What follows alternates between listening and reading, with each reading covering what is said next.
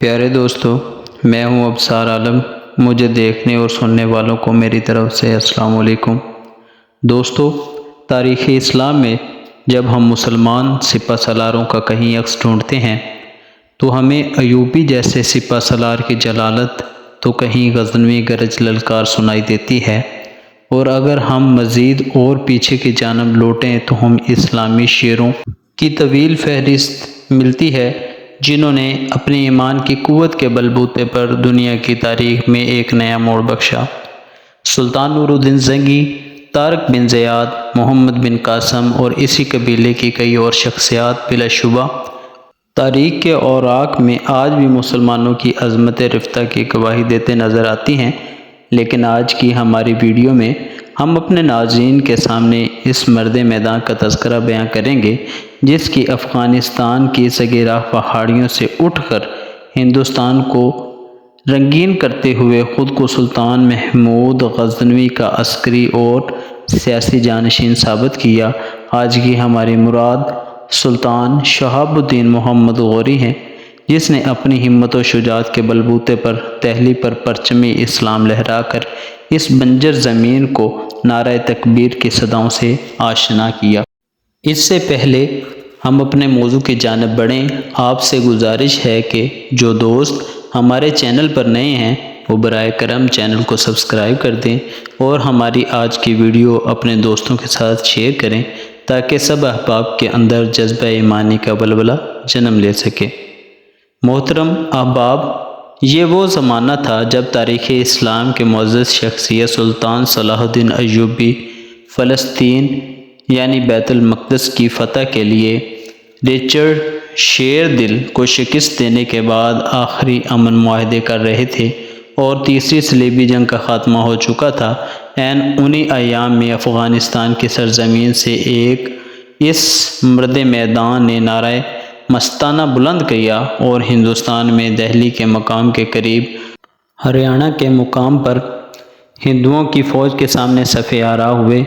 جبکہ آپ میں سے اکثر احباب اس بات سے آشنا ہیں کہ اس سے قبل افغانستان کے ایک حکمران سلطان محمود غزنوی نے ہندوستان کے راجہ جے پال کے ایک اقدام کے جواب پر ہندوستان پر کئی حملے کیے۔ راجہ جے پال کی خودکشی کے بعد اس کی اولاد راجہ انت پال اور بھیم پال لٹراس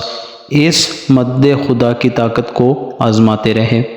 لیکن سلطان محمود کے سامنے ان کی سب چالیں رائے گاں ہوتی رہیں، لیکن سلطان محمود نے ہندوستان پر قبضے کو اپنی منزل نہ سمجھا۔ البتہ اس نے مجبوراً تخت لاہور کو اپنے پسندیدہ وزیر ایاز کے حوالے کر دیا اور آج کا پاکستان، جس میں پشاور سے لے کر ملتان تک تمام علاقے شامل تھے، وہ محمود غزنوی نے اپنی سلطنت کا حصہ بنا لیا تھا۔ اب ایک دفعہ پھر سلطان شہاب الدین غوری میدان عمل میں اتر چکے تھے۔ سلطان شہاب الدین محمد غوری نے ان علاقوں کا گورنر بننے کے بعد ہندوستان میں اسلامی حکومت کے قیام کا فیصلہ کرتے ہوئے جہاد کو اپنی منزل بنا لیا۔ یاد رہے کہ یہی وہ سلطان شہاب الدین غوری ہیں جنہوں نے ہندوستان کے راجہ پرتھوی راج کو شکست سے ہمکنار کیا اور ہند میں اسلام کی راہیں ہموار کیں اور یہاں پر باقاعدہ مسلم راج کا آغاز ہو گیا۔ ناظرین گرامی، معز الدین شہاب محمد غوری کی شہادت بھی تاریخ کا ایک دلچسپ اور انوکھا قصہ ہے، اور آگے تاریخ کے مطابق جب سلطان نے ہندوستان کے نظم و نسق کے لیے اپنے ترک غلام قطب الدین ایبک کو مقرر کیا اور غزنی واپس کے سفر میں جب اس کا گزر دیمک یعنی سہاوا ضلع جہلم کے قریب سے ہوا تو شب بستی کے بعد جب سلطان نماز فجر ادا کر رہے تھے تو کسی اندیکھے دشمن نے انہیں دوران نماز ہی شہید کر ڈالا۔ یہ 15 مارچ سال 1206 کا واقعہ ہے جب سلطان شہاب الدین محمد غوری کو اندیکھی موت کا شکار بنا دیا گیا اور چند دن کے بعد اسی گاؤں میں دیمک میں ان کو سپرد خاک کیا گیا، جبکہ ایک طویل عرصے تک اس عظیم سلطان ہند کا مزار عام دنیا سے اوجھل رکھا گیا اور بالآخر پاکستان کے ایٹمی بم کے خالق ڈاکٹر عبدالقدیر خان نے قوم کے اس محسن کو گمنامی کی دنیا سے نکالنے کے لیے دیمک کے مقام پر جہاں پہ یہ خواب ابدی کی نیند سو رہا ہے وہاں ایک شاندار عمارت اور باغ بناتے ہوئے اسے خراج تحسین پیش کیا۔ ناظرین محترم، شاید آپ جانتے ہوں شہاب الدین محمد غوری کی اپنی کوئی اولاد نہیں تھی، بلکہ وہ کہا کرتا تھا کہ مختلف سلاطین کے ہاں ایک یا دو یا اس سے بھی زیادہ اولادیں ہوتی ہیں جن میں سے کوئی ایک جانشینی کا حقدار ٹھہرتا ہے، جبکہ میرے ہاں سینکڑوں بلکہ ہزاروں اولادیں ہیں۔ یعنی وہ اپنی عوام کو اولاد کے برابر ترجیح دیتے تھے، اور اس نے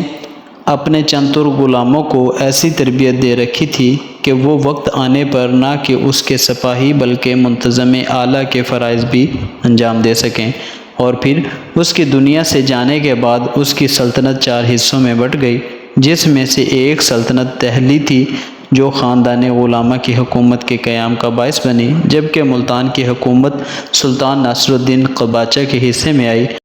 اور اس کے علاوہ غزنی جو کہ غوری حکومت کا بنیادی گھر تھا کی باغ دوڑ سلطان تاج الدین نے سنبھال لی، اور بنگال کی حکومت اختیار الدین محمد بن بختیار خلجی نے سنبھال لی،